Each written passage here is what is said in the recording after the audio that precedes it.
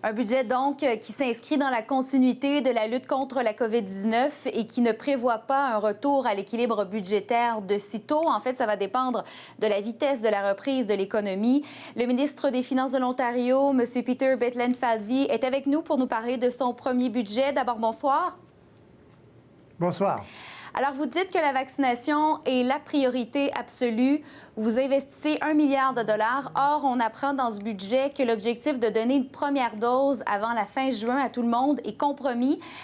Qu'est-ce qui explique ce changement d'échéancier? Eh bien, comme vous avez dit, la première tâche de notre gouvernement, la tâche numéro un de notre gouvernement est protéger la santé et les emplois des Ontariens.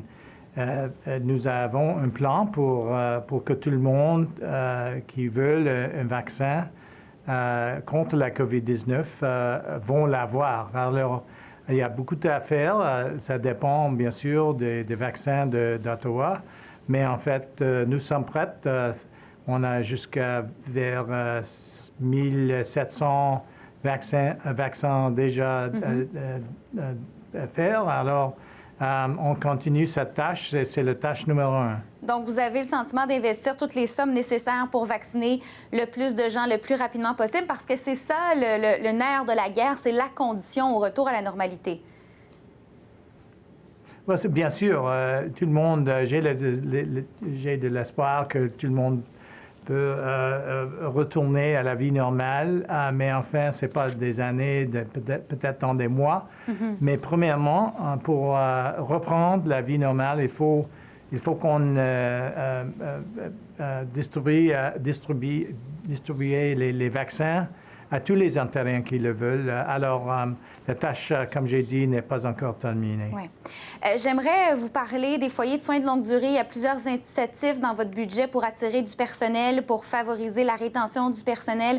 Une enveloppe aussi de près de 5 milliards de dollars sur 4 ans pour embaucher des nouveaux employés. Ces sommes sont insuffisantes pour les partis d'opposition. Qu'est-ce que vous leur répondez?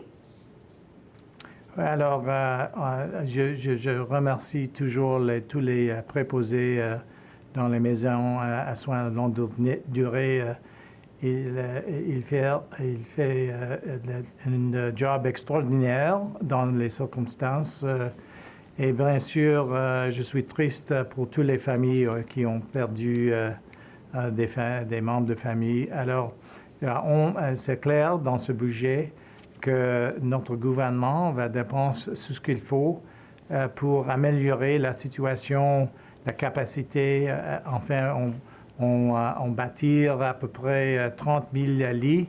Le dernier gouvernement en fait 611 pendant 7-8 ans. Alors, on va bâtir 30 000. On a déjà avancer ça avec 20 000 de lits nouveaux. Deuxièmement, on va dépenser pour les préposés et les infirmières pour à peu près 27 000 d'emplois. Et ça va coûter vers 5 milliards de dollars. Oui. Et on en a déjà commencé. En Ontario, selon le scénario le plus optimiste, 2027-2028, est-ce que vous jugez trop de prudence ici? Non, pas du tout. C'est réalistique, mais enfin, la première tâche, comme j'ai dit, est de vacciner tout le monde, tous les Ontariens qui le veulent. Enfin, maintenant, je suis complètement... La tâche est claire. La tâche n'est pas encore terminée. Enfin, j'espère que quand on a vacciné tout le monde, on peut rétablir notre économie avec beaucoup d'emplois.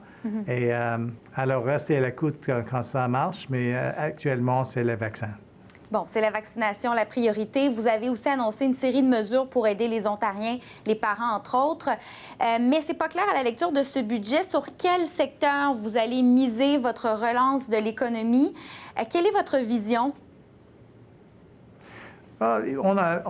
Comme j'ai dit, premièrement, notre tâche pour le défi ici pour les vaccins, mais devant nous. Mais en fait, il y a beaucoup de temps faire pour notre économie. On a le broadband.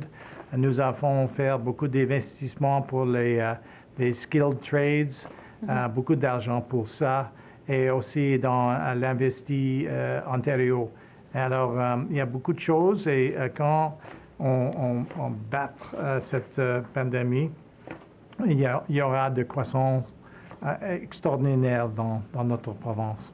Très bien. Merci beaucoup pour cette entrevue en français, M. Bethlen Falvey. Merci, Gabrielle.